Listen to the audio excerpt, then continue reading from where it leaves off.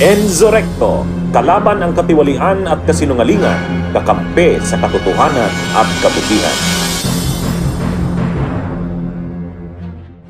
One specific clarification on that point, just so that we don't lose the point. With your permission, may proceed. Mr. Yeah.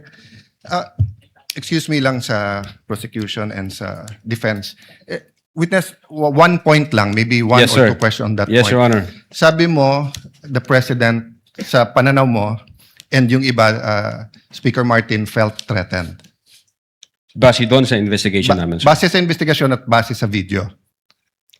Base sa video, sa investigation, at sa ibang testimony. So if they felt threatened, that means tingin nila totoo yung sinabi ni VP Sara na patayin sila.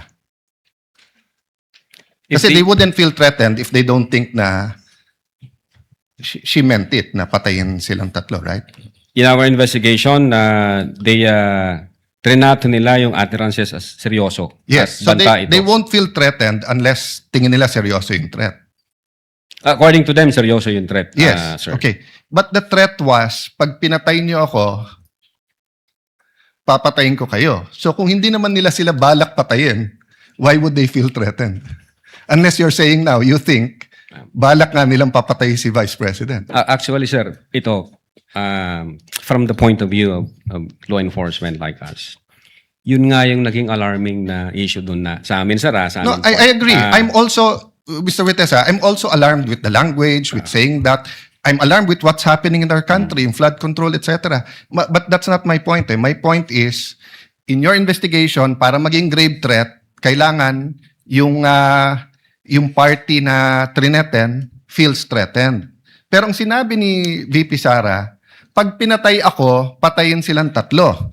So kung wala naman silang tatlo balak na patayin siya, why would they feel threatened? Did that not come into your mind as an investigator? What comes into your mind, Your Honor, is yun nga, yung possibility na God forbids may mangyari sa BP na hindi naman alam nung tatlo, then mati-trigger ngayon yung instruction, then papatayin yung tatlo na hindi naman nila alam. At the same time, No, may mga ibang grupo Then in na that case, hindi ba logical, because you're the President of the Philippines, you order the PSC to make sure that walang mangyari sa kanya rather than baliktad na tinanggalan siya ng security. nung I'm just following your logic. I won't Yes, I sir. won't argue. Finish your and I'm satisfied, Mr. President. I'm just trying to figure out nga how you came about yung gave threats given Yeah. ang sinabi niya kung papatayin ako. So We- finish your answer so that we can. we qualify that grave threats sa term namin as event-based condition na yun nga pag nangyari yung event magti-trigger ngayon yung threat ng Vice President. Now insofar as na-threaten sila yung sinasabi mo po sir na pag namatay si Vice President tsaka papatayin ngayon ng tao na inutusan niya, yung tatlo. Ang isa sa alarming, na very alarming part na nakita namin, yung mga sasakay ho na grupo po eh. Kasi, God forbid, pwedeng mawala ang Vice Presidente but not necessarily sila yung dahilan. Pwedeng namatay siya for one reason or the other. Then, ang impression na ng marami, ang may kasalanan nito, yung tatlo. So, again, magkakalabo-labo na yan. May sasakay na sa issue, thinking na pag pinatay nila yung tatlo, ang sisisihin ngayon yung kampo ni Vice Presidente kasi may attirances na ginawa ang Vice Presidente to that effect. So, yun ho yung sa investigation namin. Now, insofar as pumasok ho yung elements ng grave threats, yeah, we believe na pumasok yung elements ng grave threats kasi nasatisfy ho lahat ng elements ng grave threat based on the revised plan. I'm assessing your answer, but malayo na malapit yung sagot mo dun sa triggering events kasi parang logical, di ba? Dahil sinabi niya yon, baka may gumawa. Hindi nga mag-trigger, papatay sa kanya. So para ma-trigger na patayin ang Pangulo, you're saying that VP Sara is asking other people to kill her so that they can kill Marcos. Di sana sinabi na lang niya patayin niyo si Marcos. Sabi mo i-trigger, but anyway, I'm trying to process, but hindi logical yung sinabi mo that event will trigger. Because the event that will trigger the assassination on the tree is the killing of the Vice President. And the Vice President will not tell people, kill me so that you kill them. Precisely, Your Honor. Ang death kasi, for instance, mamatay yung Vice Presidente, it does not necessarily follow na yung tatlo yung lang papatay base doon sa utterances. Pwede kasing mamatay yung Vice Presidente for one reason or the other.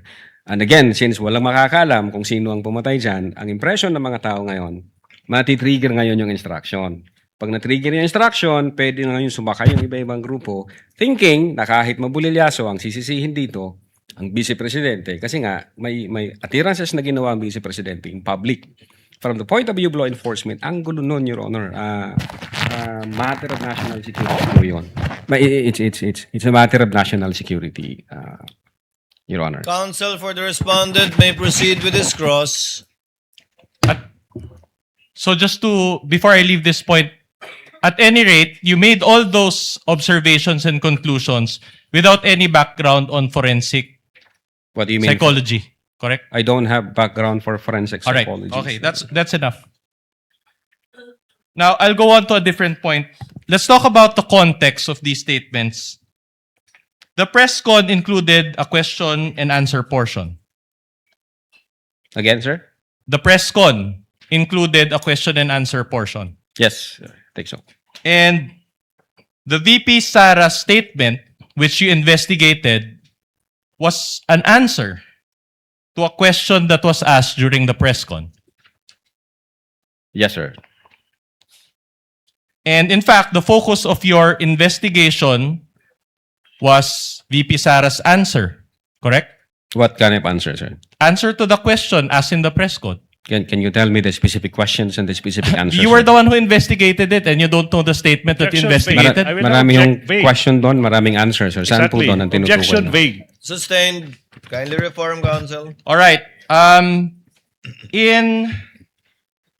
In our exhibit D-1-145A, I will read the transcription. This is the transcription also by John Mark Kalilong, dated December 26, 2024.